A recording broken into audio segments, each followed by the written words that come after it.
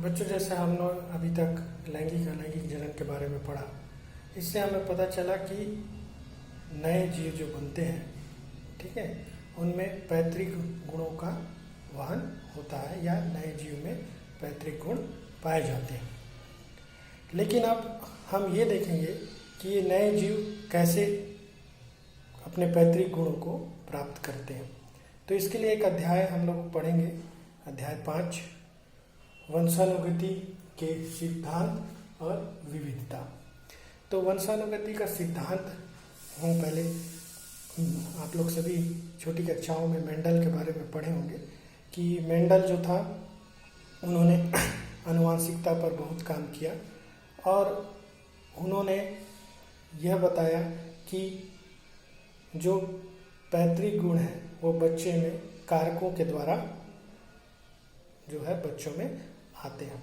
ठीक है, तो इसी के अंतर्गत हम अध्याय 5 में जो वंशानुगति हो रही है उसका अध्ययन करेंगे। तो पहले हम छोटा सा देख लेते हैं कि आनुवांशिकी है क्या। तो आनुवांशिकी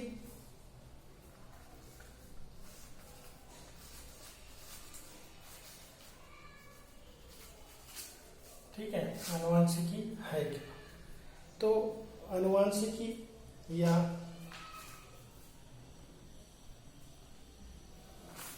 हिंदी में लिख लेते हैं यहाँ पे,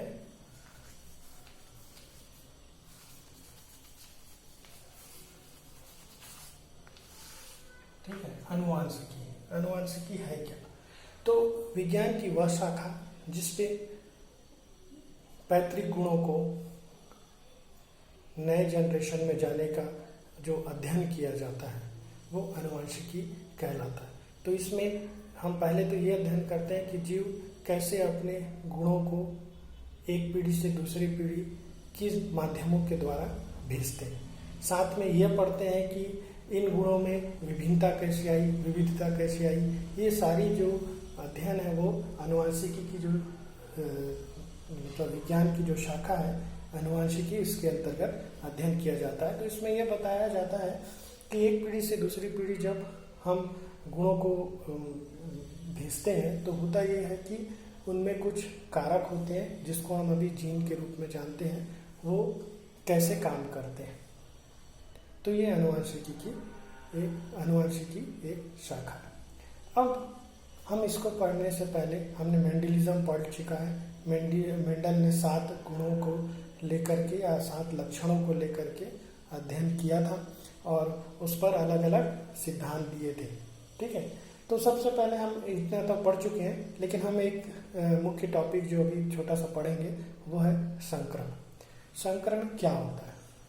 जब एक ही जाति के भिन्न लक्षणों को लेकर के कोई एक जाति है, मान लो मटर का पौधा है, उसी के जाति की विभिन्न लक्षणों को लेकर के हम आपस में क्रॉस कराएं तो उस विधि को हम संकरण कहते हैं।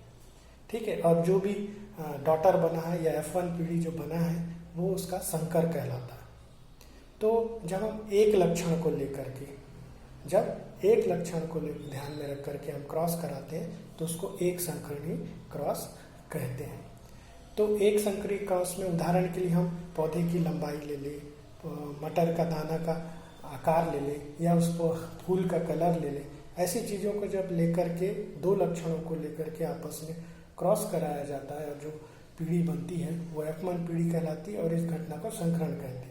और इसको हम एक कहते हैं एकल संकरण या मोनोहाइब्रिड क्रॉस कहते हैं। उदाहरण के लिए जैसे हम पौधे की लंबाई को ध्यान रखें, कैपिटल टी कारक है, ये मटर के पौधे की लंबाई को दर्शाते हैं। ये दोनों प्रभावी कारक हैं, है ना, इसके बारे में हम लोग पढ़ चुके हैं। फिर उसके बाद स्मॉल टी ये हो गया एक बौना पौधा, और जब हमें इनके गुणों को ध्यान में रख करके एक लंबा पौधा एक बौना पौधा दोनों को क्रॉस कराया जाए। ठीक है, तो जब एक लक्षण को ले रहे हैं, हम क्या ले रहे हैं, पौधे की लंबाई, ये हो गया लंबाई को लेकर के ये लंबा पौधा है ना, ये पौधा जो है वो क्या है, बौना पौधा, एक गुण को लिए। तो हम अभी इसका फिनोटाइप देख रहे हैं। फिनोटाइप कहने का अर्थ ये है कि हम ये देख रहे हैं कि वो दिखने में कैसा पौधा है ना, बौना है या लंबा है। अब जब इसको हम क्रॉस कराएंगे तो पौधा कैसे बनता है, तो आप लोग को जैसे पता है कि यहाँ पर दो लक्षण हैं और दो कारक हैं, उनमें हम क्रॉस करा रहे हैं। ठीक है, इससे पहले हम ये देख सकते हैं कि इनमें कौन कौन से लक्षण हमको प्राप्त हो रहे हैं, जैसे लंबा और बौना पौधा। इन दोनों को जब क्रॉस कराएंगे तो एक हमारा क्रॉस आ जाएगा कैपिटल टी स्मॉल टी, इन दोनों को क्रॉस कराने पर। ठीक है, तो इस घटना पर या इस संकरण में केवल इसी प्रकार का एक कारक बनेगा या युग्मविकल्पी ऐसा ही बनेगा। तो ये F1 पीढ़ी कहला रहा है F1 पीढ़ी, small capital T small T कहला करके ये हमारा F1 पीढ़ी प्राप्त हो रही है। तो लंबे पौधे और बौने पौधे को लेकर के हम F1 पीढ़ी प्राप्त की है। अब इसमें जो पौधा है क्या होगा, सबको पता है ये लंबा पौधा होगा, क्योंकि यहाँ पर क्या है, कैपिटल टी एक प्रभावी लक्षण है, जिसके बारे में मेंडल ने बताया था। कैपिटल टी एक प्रभावी लक्षण है। तो इस पूरी प्रक्रम को जब एक लक्षण को लेकर के हम वो लंबा पौधा या बौना पौधा एक लक्षण को लेकर के आपस में उसको क्रॉस कराएं और F1 पीढ़ी प्राप्त किए, इस घटना को हम एकल संकरण या मोनोहाइब्रिड क्रॉस कहते हैं।